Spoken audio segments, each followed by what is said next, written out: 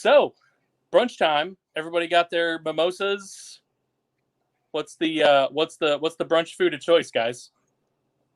I just had a Nutri-Grain bar. I'm not a huge brunch guy, but if I'm going brunch, I'm gonna probably go with like a steak omelet. That way, I get a little bit of heavy meat, and I'm still getting some eggs and cheese in there. What about you? Well, I'm one of everything. Obviously, brunch buffet. Second breakfast. I think everyone knew that. Yeah, there you go. Second breakfast, first lunch. Yeah, there you go. 11sies. Eat your heart out, Alexi. Look at this. In off the post. And it's off the post. And it came off both posts and came out. Are you kidding? Unbelievable.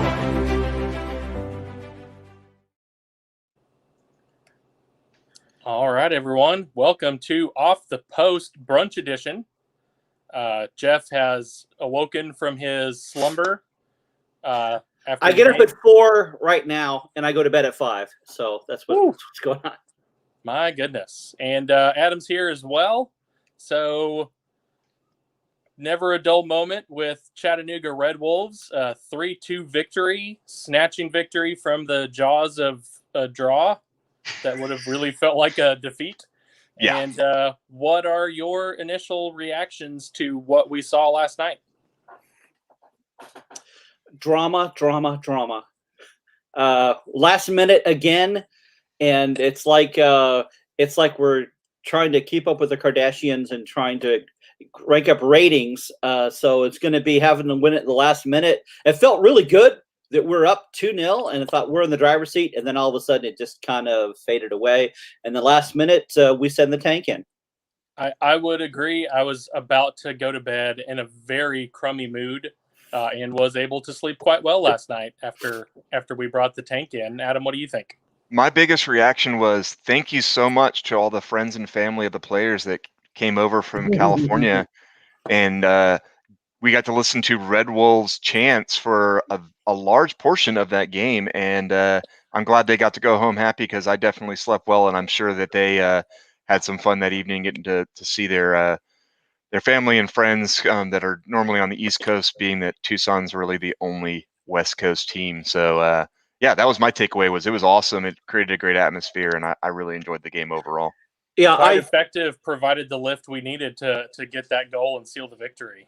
They were louder than the Tucson fans, and that was really cool. And I think they came, not just California, there was some from Arizona, and some came in from Mexico, because we have a lot of players either they're from or family around the Tijuana area near the border. So there was a convergence there. So they definitely were loud because Tucson is kind of like us, where they take the stadium mic and they put it inside a fishbowl in a cabinet in the production truck, as opposed to handing out lapel mics like they do at other certain bird-flavored venues. So the fact that you could hear them really clearly just spoke to how much they were making a ruckus, and that was pretty awesome. I'm thinking that they hide the mic because they're afraid of what some of our supporters might be saying out loud. Well, considering what is heard in the supporters who get the lapel mics, I don't think that's the problem. Yeah. All right, so guys, let's jump right in. First goal is from this man, Ricky Ruiz, the game changer. All right. And here's what that goal looked like. So let's take a look. Quite the contingent down here as this ball gets given away by Villalobos. Villalobos is inside. He fires a shot. That's a wonderful knock away from Lapsley, but danger is not over. Frischnick back to Ruiz. Ricky Ruiz gets his second goal of the season. Yeah. All right. So what was your first thoughts on that goal when it came about? First of all, that we are improving on keep knocking when you don't first get in. We had a tendency in the past that if we didn't get it in, we just go back and try again. But this time we're keeping knocking until we're going in, which will come up in just a moment. Yeah, I think the FC Tucson keeper had a pretty good game, made a lot of good saves, but he gave up a lot of rebounds. And like Jeff was saying, we did a really good job of pouncing on those and continuing to put shots and make people do what they can to get it out there. Before that goal happened, there was one where the keeper made, I think, 1 or 2 saves, and then one of the defenders made a goal line clearance. That would have been the first goal. And it just shows that our press, it somehow Tormenta had the key to keep us from really being able to do much with our pressure, but Tucson was not able to deal with it as well, and it leads to that turnover for Villalobos, who has kind of a breakaway to create the scoring opportunity, and so that press was really working well for the team on a hot night when they had to really work hard. Yeah, it was 105 in Tucson, and being a former resident and actually from Arizona, that's just called June night. So on 105, but it's it makes it a little bit frustrating there. The sad thing is that Jimmy doesn't get credit on the stats for that because you don't get an assist for the assist. But Jimmy was there on the left side, and so great that Blake shifted it right back out. And I got to also comment on the confidence that Ricky had to just put it in there. Very clinical, very powerful from away, and that was really good to see. And so for all of us Chattanooga people that have lived in Chattanooga for a long time, we've gotten to see the next goal scorer through various areas within the Chattanooga community. He played for Bryan College, he played for CFC, he played for the Dalton Red Wolves, and that, of course, is this man. The Ricketts, Jonathan Ricketts, Jono. And so this is what that goal looked like for us on that one. Ruiz, a second time, tees it inside, knocked in, and that's a goal. And number 2 for the Red Wolves, Jonathan Ricketts, the right back, gets his first of the season. And unfortunately, the place I grabbed these from the League One Twitter feed, and it doesn't show what happened before that, which was a really good save that created what you're talking about, where the ball got loose on a header from Navarro, and then also a follow-up header from Ricketts, which then, so there was 2 saves prior to this that unfortunately their Twitter feed, for whatever reason, chose not to show, even though, let's be honest, that was a pretty significant part of that whole buildup. But what was your guys' thoughts, Alex? So an amazing buildup on that.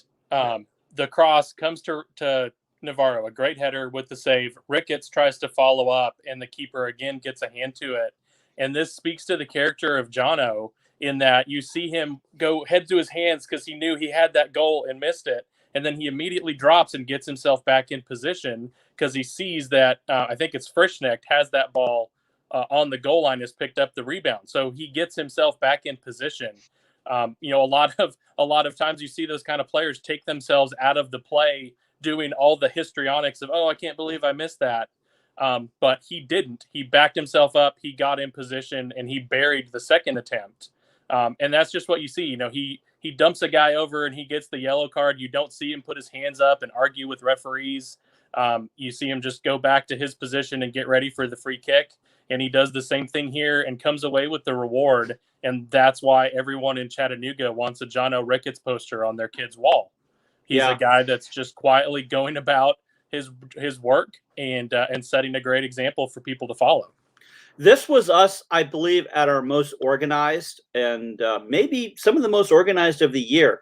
And it didn't maintain that level of organization through the whole match. But at this point in the game, I felt like we were invincible. And I felt like our players felt that there was no way to stop us. Unfortunately, the game had some twists and turns. I agree that was the best half that we've played all year. And I sent a thing to someone in the Red Bulls front office and said that. Was like, this is the best half all year. Now go do it again. And unfortunately, they didn't. But yeah, so the second half gets here, and Tucson only really makes one change, and that is to bring in former Tormenta player and a guy who the pack had some fun with in the past because he had a tendency to fall down a lot. We actually referred to falling down as pulling a Dennis for a little bit there. He came in and he had not an immediate impact, but definitely an impact on the game. And I'm going to real quickly show you back to back what he did to us. So we'll start with the first opportunity he had, which got them within one. So this is what that looked like. Now moving forward, weaving through a couple players, and then he'll lay it off. Charlie Dennis, he could take a shot. He does so, and it's in. Charlie Dennis with a shot outside the 18, draws one back for Tucson. So that's his first goal, which puts him in that, really gives him close. But this is what happens, with about 5 minutes remaining. This is what we see. Let's pull that up real quick for you. All goes to the top of the 18. Here's a shot. Dennis, he finds it. Charlie Dennis equalizes. And so what for the substitute. Right about this moment is when I personally am not entertained. Charlie Dennis. Elon Musk. It's not going away. Yeah, if you give a good look at Charlie Dennis, I suspect that his mom may have met Elon Musk about the time when he was conceived, because he looks like his love child right there. And he did fire rockets. So, and from the frustrating thing with me, I see what you did there. There you go. But what the frustrating thing is, it was a similar. They knew he's dangerous from that far out, and so it kind of felt like, fool me once, shame on me. Fool me twice, shame on me. Sorry, fool me once, shame on you. Fool me twice, shame on me. And it kind of felt like, could we have responded better knowing this player is able to get it from way out there? So, as we always do, we requested comments from fans, and actually one of Kay Baker's joined a number of these, and she unfortunately isn't able to log on to the YouTube stream, but did send us via the phone, send us a message. And this is the question she has: is in the second half, other than bringing in Dennis the Menace, did Tucson up their game, or did we slack off? I think yes. I think it's a little bit of both. Because I do want to give credit to Tucson. They were very frustrated. Actually, it looked like their coach is going to get kicked out. They were very frustrated, but they kind of pulled it together. But up until, and I think that second goal that Dennis had woke us up, because I think we were kind of going through the motions through most of that second half. Yeah, I think there was a little bit, and it was a hot night, and so they may have been trying to conserve energy. They may have been affected a little bit by the heat. I was shocked that we didn't have any hydration breaks in a game where they say the field temperature is above 105 degrees. Yeah. I'm sure there's some kind of humidity thing that I understand, but 105 desert heat is still really hot. Yeah, and cause guys to get. And it's more dangerous because you don't feel it like you do with the humidity, and that's what gets you. That's what I was going to actually mention. So I grew up in Southern California, and we played some tournaments out in Palm Springs, and our coaches would hardcore tell us, like, guys, you have to be hydrating because you will not know it, and then all of a sudden you'll pass out because you're just not paying attention. The only thing I can think is, one thing about the desert is when that sun goes down, that temperature drops really quickly. Yes. And so it could have been a matter of that after halftime, they're like, you know what? Usually that we get that break in the second half. Maybe they went, the temperature's dropped enough that it doesn't justify. That's the only thing I can think of. But no, you're 100% right, Alex. That high of a temperature was kind of surprising they didn't do a hydration break. I mean, they do hydration breaks when it's 60 degrees and raining in England. Right. So, yeah. I feel like we came out in the second half, the first 5 or 10 minutes, we could tell that they were kind of on the ropes, and the press again was being very effective. There was a couple opportunities to put that third goal in and really seal this game away that didn't come to fruition. And so it was like once they didn't get the knockout punch that they maybe were expecting, Charlie Dennis was able to come in and change the outlook of that game. And I would say it goes back to credit to the California fans that made the trip. Every time Tucson scored, what did we hear? we heard a Red Wolves chant. Yeah. 100%. making lots of noise. It made it sound like that they were at CHI Memorial rather than at North Keno. I think it did a lot to help those guys dig deep and find what they needed to get that third goal. And so speaking of that third goal, it came from this gentleman here. Juan Galindres. Tanky! And if you'll give me a moment, I'll get it pulled up and show you what it looked like. If I could just get my computer to go the speed I want it to. Bottom left corner, second one, bottom right corner. But here's Chattanooga. Juan Galindres weaves it side, fires a shot. Galindres takes the lead again for Chattanooga. He's done it again.